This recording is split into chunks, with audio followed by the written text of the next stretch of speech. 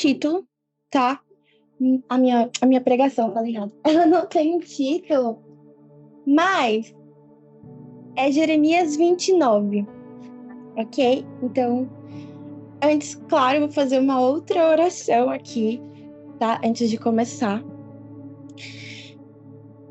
Almejo a sua presença.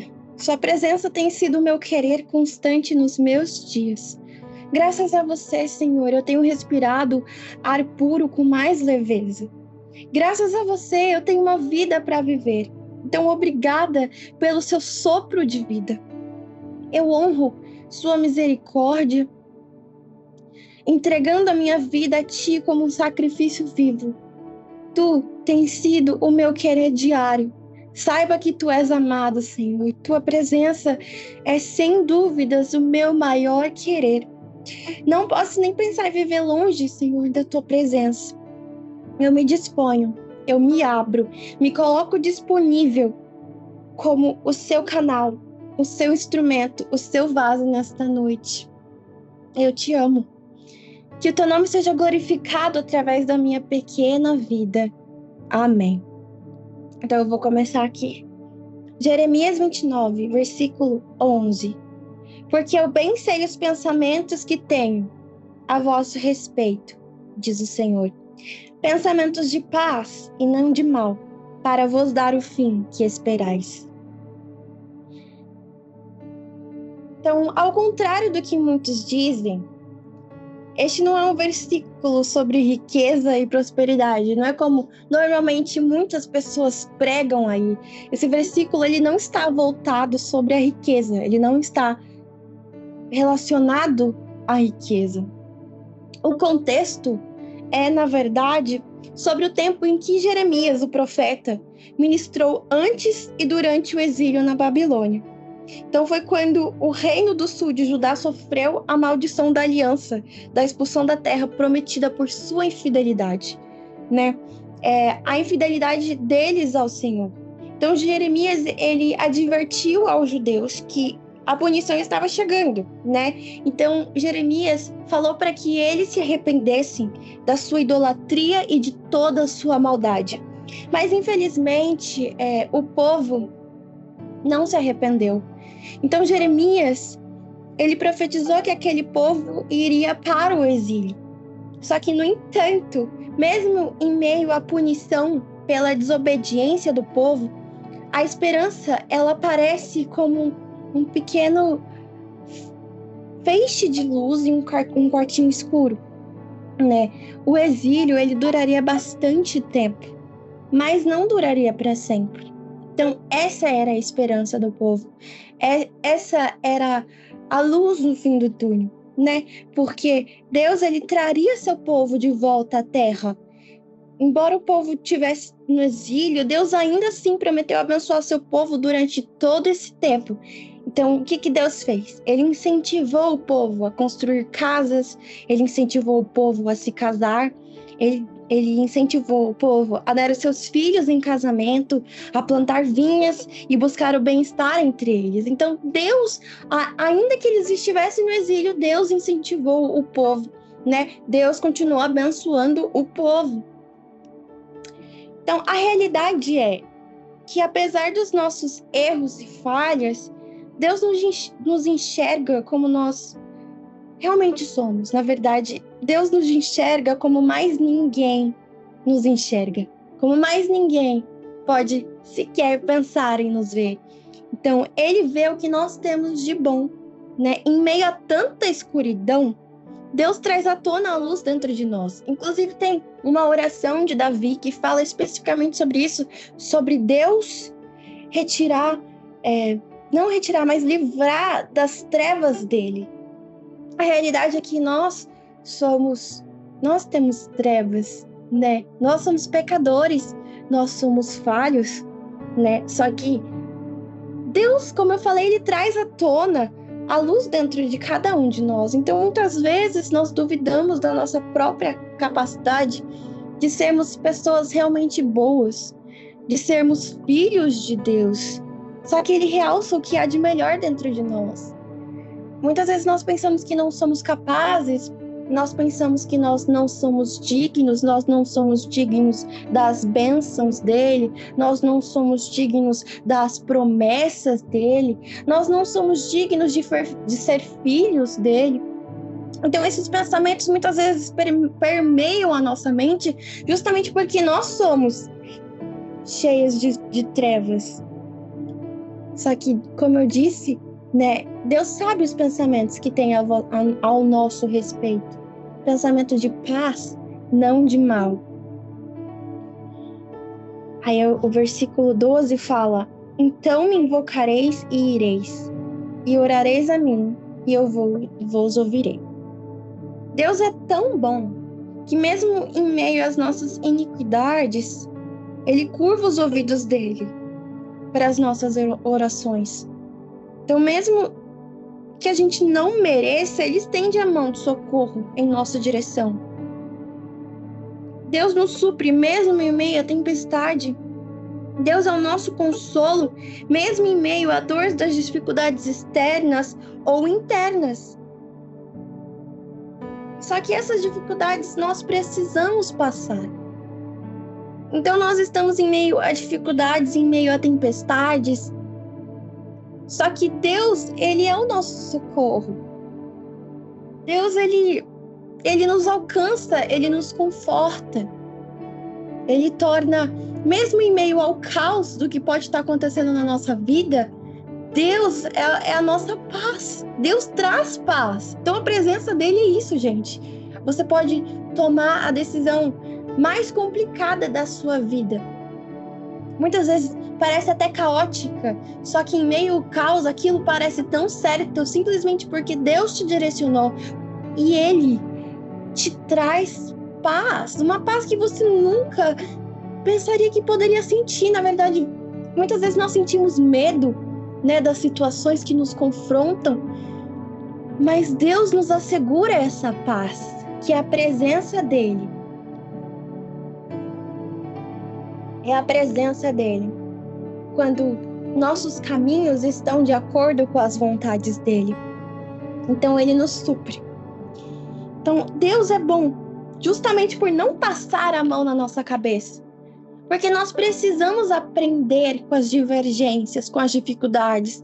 Só que ainda assim, ele oferece o chão para que nós colocamos os pés.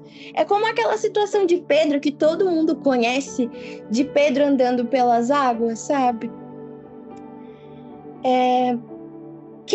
A gente só para e pensa em Pedro andando nas águas, mas a gente nunca parou para pensar que ele foi corajoso. Não que ele foi corajoso, mas que ele teve fé para colocar o pé na água. Vocês colocariam o pé na água em meio à tempestade para andar?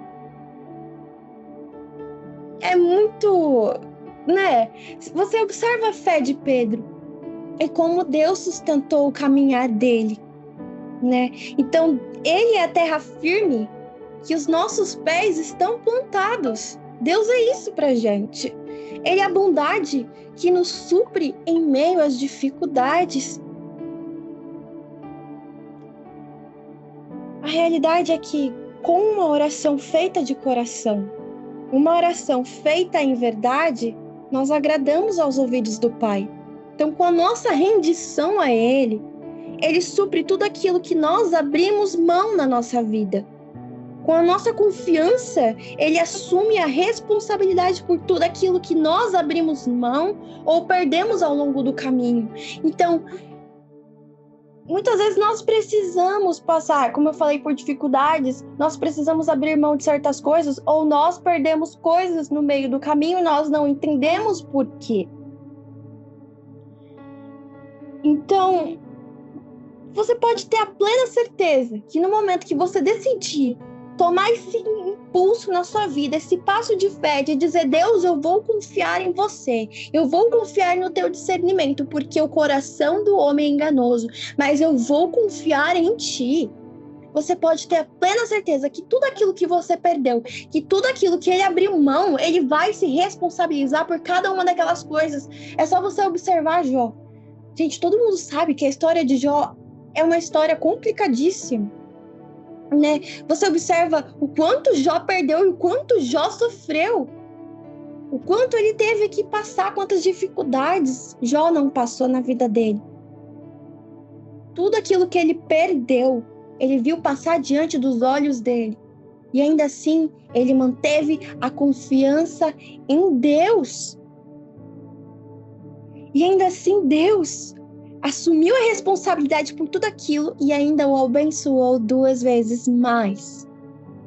Então você pode ter a plena certeza que de tudo aquilo que você abrir mão, seja da sua carne, tudo aquilo que você abrir mão, seja uma coisa que parece tão importante para você, aquela coisa que muitas vezes você pode ter idolatrado em um certo momento da sua vida, coisas que você perdeu, portas que se fecharam, você pode ter certeza absoluta que Deus ele vai tomar conta disso.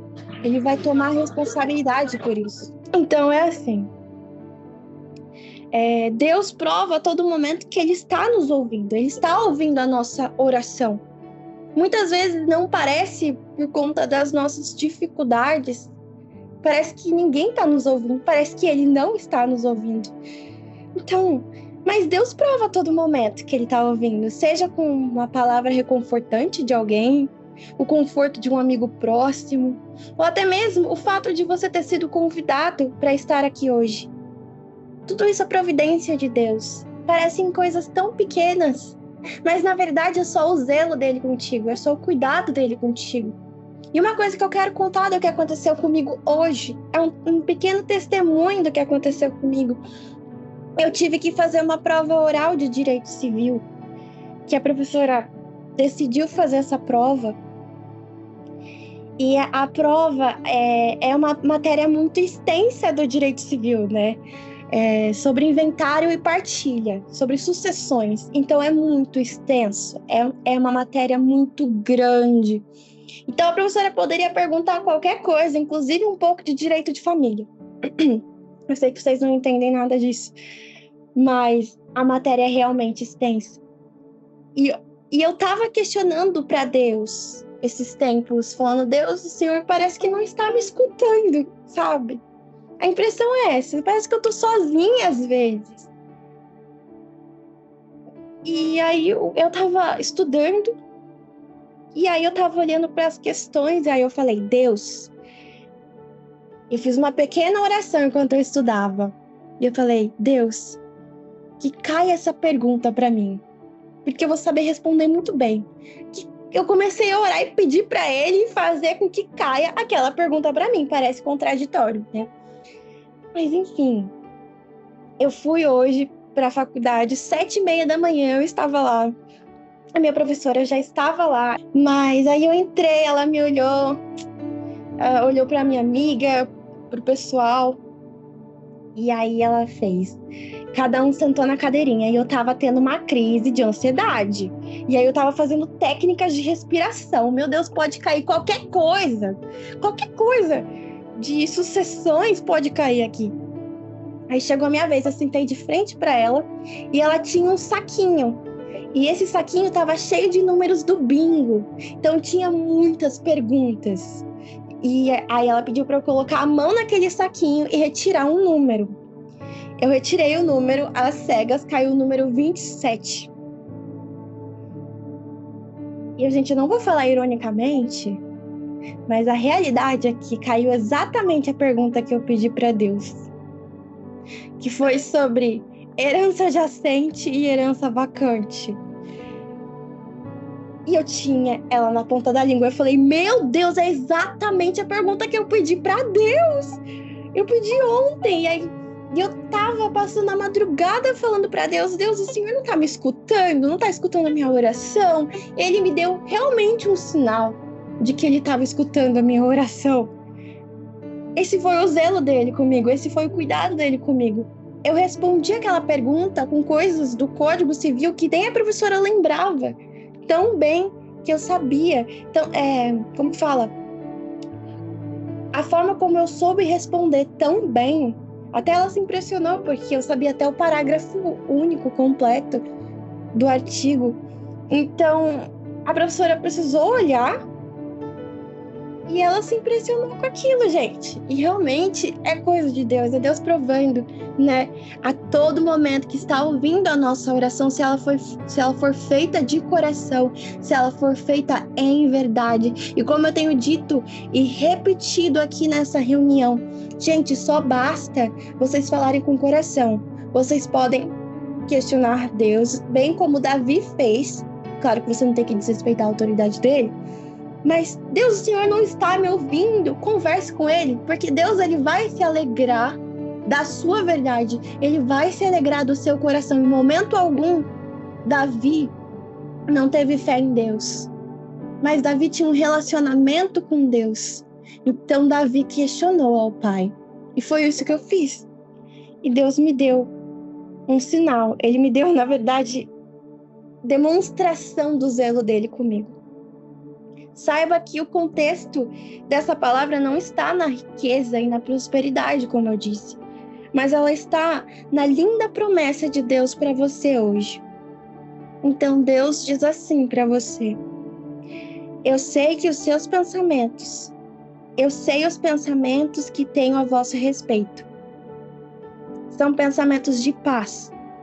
Então você pode ficar tranquilo. Se você me permitir, se você se abrir para mim, eu vou te colocar em pastos verdejantes. Eu vou te levar por veredas seguras. Eu te encaminharei pelo melhor caminho. E o melhor caminho são os meus caminhos.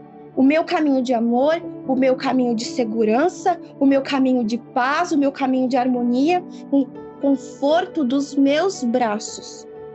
Então, quando você me buscar, quando você me invocar, eu estarei de ouvidos abertos para você.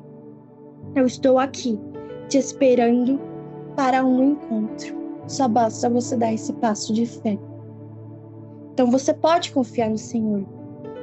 Deus não é homem para que minta, nem filho do homem para que mude de ideia. Acaso ele fala e deixa de agir? Acaso promete e deixa de cumprir? Então eu quero fazer essa oração com vocês. O Senhor é o meu pastor e nada me faltará. Ele me faz repousar em pastos verdejantes. Leva-me para junto das águas de descanso. Refrigera minha alma. Guia-me pelas veredas da justiça por amor do seu nome. Ainda que eu ande pelo vale da sombra da morte, eu não temerei mal nenhum, porque tu estás comigo. O teu bordão e o teu cajado me consolam.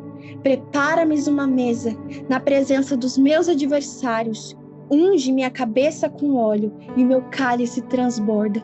Bondade e misericórdia certamente me seguirão todos os dias da minha vida, e eu habitarei na casa do Senhor para todo o sempre.